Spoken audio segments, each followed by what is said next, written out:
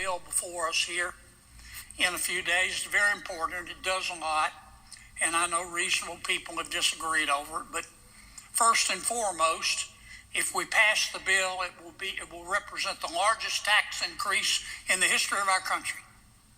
Let me say that again, because sometimes we tend to lose sight of the main purpose of the bill, of the forest, as we start battling about the trees.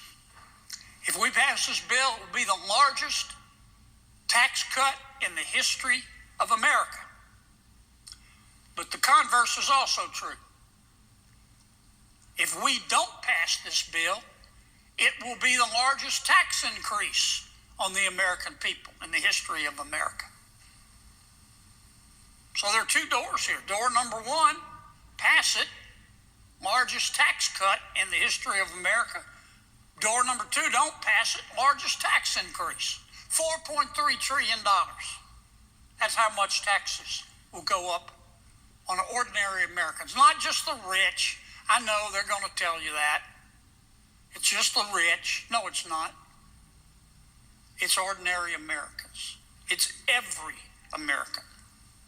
If we don't pass this bill, you raise taxes $4.3 trillion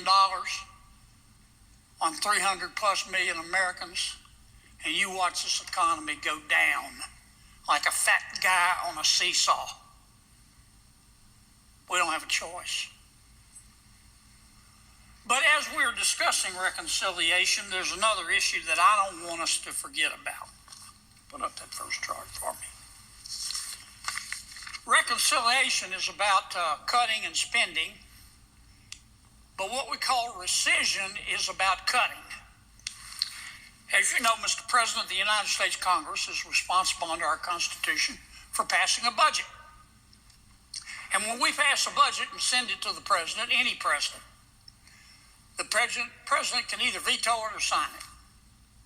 What he can't do, or she can't do, is go through it and say, I like this, I want to keep it, I don't like that, I'm going to cut it. That's called a line item veto. President Clinton tried it, and the United States Supreme Court said, can't do it. So the president, once we pass a budget, has to swallow it whole or has to spit it out. But one of the tools that the president does have, the executive branch has, every president has, is the power of rescission. You're going to hear that word a lot, rescission. What does rescission mean? It just means the president looks at the budget and he says, you know, I know I can't change it on my own unilaterally. But I, the president, can ask Congress to change it. I know you just passed this budget, but I think you made a mistake here. I think you shouldn't have spent this money. Or I think you spent too much money, we've got to cut back. So the president can send us what's called a rescission bill. And we've got to take it up. We don't have a choice. And in that rescission bill, the president says just what I just implied. I don't agree with the spending, and I want you, Congress, who put it in there, to take it out. We can't afford it. Or it's wasteful spending, what I call spending porn. And we have to take up the president's request, and we can vote yes or we can vote no, but we cannot dodge it. And it only takes a majority vote to pass the president's request. The president has sent to us a rescission package. It's $9.4 billion, as you know, Mr. President. $9.4 billion. The president is asking us to remove spending that Congress appropriated for areas in foreign aid and for public broadcasting. I want to talk about the foreign aid part. We're going to have plenty of time to debate whether we ought to agree with the president. But I want the American people to understand the type of spending porn that President Trump is asking to take out of Congress's budget. the Honorable Jody Arrington, who is a congressman, damn good one too. He's chairman of the House Budget Committee. The congressman put together just a few items in the foreign aid spending provisions that the president's asking us to remove. This list is illustrative. It's not exhaustive. And I just wanted to point a couple of these programs out. Again, this is spending the president is asking us to revoke.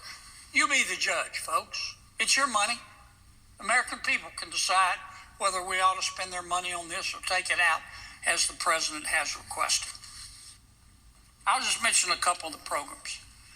Congress appropriated $4 million for sedentary migrants in Colombia. The president wants us to take it out.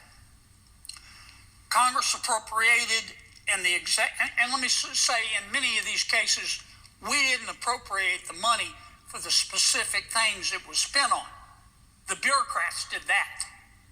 We might have sent the executive branch, let's say, $3 million for foreign aid, and the executive branch, the bureaucrats there decided, under President Biden, decided how the money would be spent. So I know Congress is not blameless, believe me, but we did not approve these specific items of expenditures. We approved the amounts and the general subject area, like foreign aid. The bureaucrats did the rest. The bureaucrats decided to spend $3 million for circumcision, vasectomies, and condoms in Zambia. You decide whether that's a priority. $3 million for sexual reproductive health in Venezuela. $2.5 million for teaching young children how to make environmentally friendly reproductive health decisions. I didn't know there was any such thing as an environmentally unfriendly reproductive health decision. $167,000 the bureaucracy has spent or is proposing to spend on free education and health care to migrants in Ecuador and Venezuela. $67,000 to provide insect powder to children in Madagascar. Mr. President, have you ever had insect powder? Don't answer that. I don't think I'm even supposed to be asking you under the Senate rules, but I haven't had it. In the area of LGBTQIA and gender programs. And again, you be the judge whether this is something we ought to be spending your money on when we got $36 trillion of debt. LGBTQIA stands for lesbian, gay, bisexual, transgender, intersex, and asexual. The one I had to look up was intersex. Apparently, intersex is when someone identifies as both a man and a woman. The bureaucracy wants to spend $5.1 million to strengthen the, quote, resilience of lesbian, gay, bisexual, transgender, intersex, and queer global movements. The president has asked us to take it out. $833,000 for services for, quote, transgender people, sex workers and their clients, and sexual networks in Nepal. $643,000 for LGBTQIA programs in the Western Balkans. $567,000 for LGBTQI programs in Uganda. $33,000 for being LGBTI in the Caribbean.